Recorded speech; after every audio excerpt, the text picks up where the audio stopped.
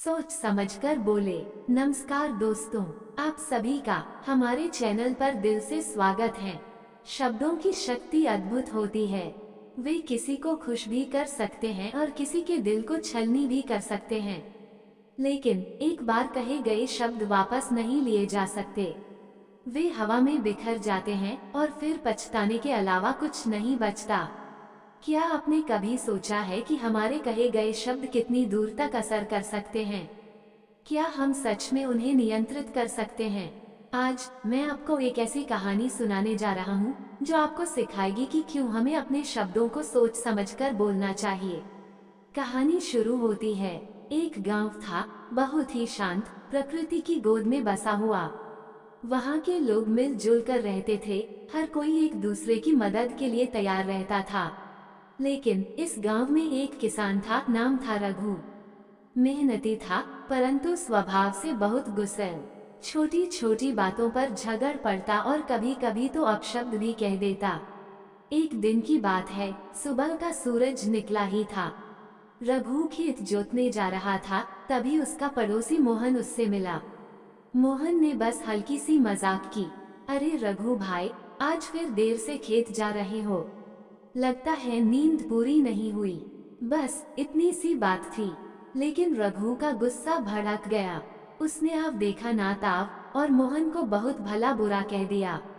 तू कौन होता है मुझे ये सब कहने वाला? अपना काम कर, नहीं तो अच्छा नहीं होगा।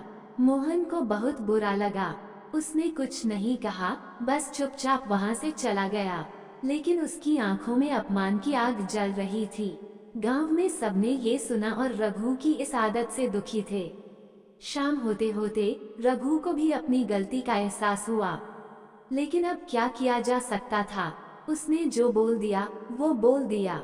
रघु को चैन नहीं आया। उसने सोचा, क्या शब्दों को वापस लिया जा सकता है? क्या कोई उपाय है? आखिरकार वह गांव के सबसे ज्ञानी संत के पास गया।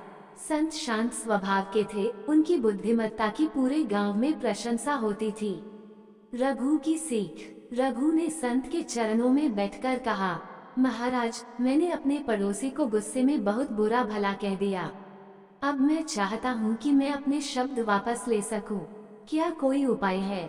संत मुस्कुराए, फिर गंभीर स्वर में बोले, बेटा, अगर तुम सच में अपनी गलती सुधारना चाहते हो तो मेरे कहे अनुसार करो। तुम जाओ और बहुत सारे पंख इकट्ठा करो, फिर उन्हें गांव के बीचों बीच जाकर बिखेर दो। रघु को ये सुनकर थोड़ा अजीब लगा। पंखों का शब्दों से क्या संबंध? परंतु उसने सोचा कि संत की बात में जरूर कोई गहरा अर्थ होगा। वो गया, ढेर सारे पंख इकट्ठा किए और उन्हें गांव के बीचों बीच बिखेर दिया। फिर वह संत के पास पहुंचा और गर्व से बोला, महाराज, मैंने आपकी बात मान ली। अब आगे क्या करना होगा? संत ने गहरी सांस ली और बोले, अब जाओ और उन सभी पंखों को वापस इकट्ठा करके मेरे पास ले आओ। रघु चौंक गया, पर महाराज, ये कैसे संभव है? हवा ने तो सारे पंख उड़ा दिए होंगे, अब तो वे कहीं के कहीं चले गए होंगे। संत ने मुस्कुराकर कहा, बिल्कुल सही, यही तुम्हारे शब्दों के साथ होता है। जब तुम गुस्से में कुछ बोलते हो तो वो हवा में फैल जाता है।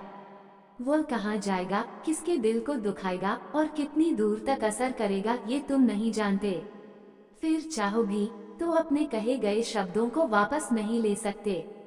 बस पछताने के अलावा कुछ नहीं बचता। रघु को गहरा एहसास हुआ। उसने सिर झुका लिया और आंखों में आंसू आ गए। महाराज, अब मैं समझ गया। अब से मैं कुछ भी बोलने से पहले 1000 बार सोचूंगा। सीख क्या है? इस कहानी से हमें क्या सीख मिलती है? जब हम किसी को गुस्से में कुछ भी कह देते हैं तो वो केवल सामने वाले को ही नहीं बल्कि हमें भी कष्ट देता है। शब्द एक बार निकलने के बाद तीर की तरह होते हैं, जो सीधे दिल को चीर देते हैं और फिर पछताने से कुछ नहीं होता। तो क्यों ना पहले ही सोच समझकर बोला जाए? क्यों ना शब्दों को हथियार की तरह नहीं बल्कि प्रेम और समझदारी से इस्तेमाल किया जाए? याद रखें, शब्द बिखर जाएं तो उन्हें समेटा नहीं जा सकता। इसलिए बोलने से पहले एक बार सोच ले, क्या ये शब्द किसी को आहत तो नहीं करेंगे? क्या मैं इन्हें वापस ले सकता हूँ? क्योंकि जो शब्द मन को छू जाए वह अमृत बन जाता है, लेकिन जो शब्द मन को छलनी कर दे वह जहर बन जाता है। बुढ़ापे की लाठी। रामनाथ जी को शहर में आए अभी 2 साल हुए थे। उनका बेटा सचिन शहर में नौकरी करता था, इसलिए वह अपने पिता को भी शहर ले आया था। सचिन की पत्नी राधिका को रामनाथ जी का उनके साथ रहना पसंद नहीं था। वह चाहती थी कि हम अकेले में मजे से रहें। इसी बात को लेकर अक्सर घर में कहा सुनी होती रहती थी। एक दिन राधिका घर का काम निपटा रही थी, तभी रामनाथ जी के हाथ से एक शीशे का गिलास गिरकर टूट गया। राधिका को बहुत गुस्सा आया। वह बोली, बाबूजी, आपको दिखाई नहीं देता कि मैं सारा दिन घर का काम करती रहती हूँ और आप नुकसान करते रहते हैं। अब कौन ये समेटेगा? राधिका की बात सुनकर रामनाथ जी बोले, बेटी मैं साफ कर देता हूँ। उद्धरण उद्धरण। ये कहकर रामनाथ जी कांच के टुकड़े समेटने लगे। तभी एक कांच उनके पैर में चुभ गया। खून की धार फूट पड़ी। रामनाथ जी ने किसी तरह कांच का टुकड़ा पैर से निकाला और बहू को आवाज दी। राधिका आई और खून देखकर चिल्लाने लगी, ये क्या किया? सारा फर्श गंदा कर दिया। दवा लगाइए, इस पर जाइए अपने कमरे में। मेरा काम और बढ़ा दिया। रामनाथ जी लंगड़ाते हुए अपने कमरे में पहुंच गए। सामने टेबल पर उनकी पत्नी की फोटो रखी हुई थी। उसे देखकर उनकी आंखों में आंसू आ गए। जब वह जिंदा थी तो रामनाथ जी को कभी एक गिलास पानी नहीं लेने देती थी। उनका बहुत ख्याल रखती थी। शाम को जब सचिन घर आया तो राधिका ने उसे सारी बात बता दी। सचिन पापा के कमरे में गया और बोला, पापा, मुझे लगता है आपको यहाँ लाना ही नहीं चाहिए था। आप एक जगह चैन से बैठ नहीं सकते क्या? रामनाथ जी कुछ नहीं बोले, बस चुपचाप बैठे रहे। कुछ देर बड़बड़ाकर सचिन बाहर चला गया। रामनाथ जी कहीं अतीत में खो गए। जब सचिन पैदा हुआ था उन्होंने पूरे गांव को दावत दी थी। उनकी पत्नी यशोदा ने बहुत लाड़ प्यार से सचिन को पाला। सचिन जब थोड़ा बड़ा हुआ तो रामनाथ जी उसे अपनी साइकिल पर बैठाकर स्कूल छोड़ने जाते थे। गांव से दूर बड़े से स्कूल में उसका दाखिला करवाया था। दोपहर को खेत में काम करते करते हमेशा घड़ी देखते रहते थे। जैसे ही सचिन की छुट्टी का समय होता उससे पहले ही स्कूल के गेट पर पहुंच जाते थे। सचिन को घर पर छोड़कर फिर साइकिल उठाकर भरी दोपहरी में खेत पर जाते और रात तक मेहनत करते थे। सचिन जब 5वीं 8वीं क्लास में आया तो एक दिन अपने पिता से बोला, पिताजी, आप मुझे स्कूल छोड़ने मत जाया करो। मेरे सारे दोस्त मजाक उड़ाते हैं। आप मुझे एक साइकिल दिलवा दो। यशोदा जी ने बोला, अच्छा, अपने बाप के साथ जाने में शर्म आती है। कोई साइकिल नहीं मिलेगी, जाना है तो पैदल जा। रामनाथ जी ने सचिन की बात को समझकर उसे साइकिल दिलवा दी। धीरे धीरे वह पढ़ लिख गया और शहर जाकर नौकरी करने लगा। रामनाथ जी से अब काम नहीं होता था। सचिन हर महीने कुछ पैसे भेज देता था। एक दिन सचिन गांव आया और उसने बताया कि उसने एक लड़की पसंद कर ली है। वो दोनों शादी करना चाहते हैं, लेकिन वह आप लोगों को शादी में नहीं बुला सकता। शहर की शादी में आप लोग सही नहीं रहोगे। ये सुनकर रामनाथ जी और यशोदा का दिल टूट गया। यशोदा ने तो कुछ ही दिन बाद बिस्तर पकड़ लिया। 2 महीने बाद सचिन राधिका को लेकर गांव आया, लेकिन एक ही दिन रुककर वापस जाने लगा। रामनाथ जी ने उससे कहा, बेटा, कुछ दिन रुक जा, शायद तेरी माँ की अंतिम घड़ियाँ आने वाली हैं। कुछ दिन तुम लोग साथ रहोगे तो उसे अच्छा लगेगा। सचिन ने कहा, पिताजी, राधिका नहीं रुकेगी, उसे गांव पसंद नहीं आ रहा है। दोनों चले जाते हैं। कुछ दिन बाद यशोदा जी अपने बेटे को याद करते करते दम तोड़ देती हैं। उस समय सचिन और राधिका दोनों 13वीं तक रुके थे। फिर रिश्तेदारों के कहने पर सचिन अपने पिता को शहर ले आया, लेकिन अब दोनों उनसे परेशान हो चुके थे। रामनाथ जी को अब कोई ठिकाना भी नहीं था। गांव का मकान और खेत सचिन ने बेच दिए थे। उसी पैसे से उसने एक फ्लैट खरीदा और किराए के मकान से उसमें आ गया था।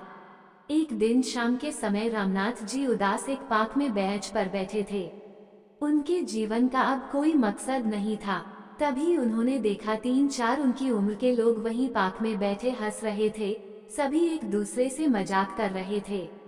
रामनाथ जी को ये देखकर अपने गांव की याद आ गई। गांव की चौपाल पर वे भी गांव वालों के साथ अपने सुख दुख बांटते थे। इसी बीच किसी की आवाज से उनका ध्यान भटका। उन्होंने नजर उठाकर देखा तो उनमें से एक सज्जन उनके सामने खड़े थे।